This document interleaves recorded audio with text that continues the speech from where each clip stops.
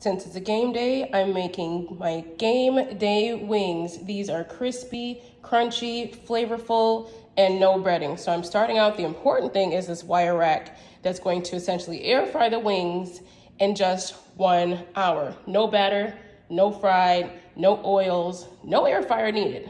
This is the halfway point. So when I start out, I only season one side. I use some adobo and smoked paprika, which is actually my secret ingredient, so the secret is out.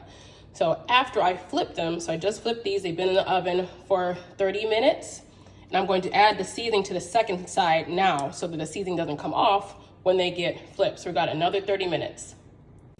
So the wings are officially done, roasted up and seasoned and crispy crunchy, and we got my taste tester right here. Oh man, so I got a question to ask the people. What's your favorite part? Do you like the drum or do you like the flats?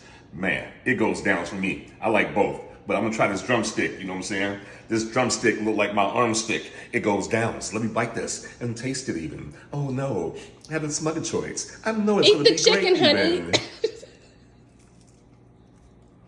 Hot. Woo! Yeah, 5 fingers up. Yeah, buddy, it goes down. It's not no thumb up, 5 fingers up, it goes down.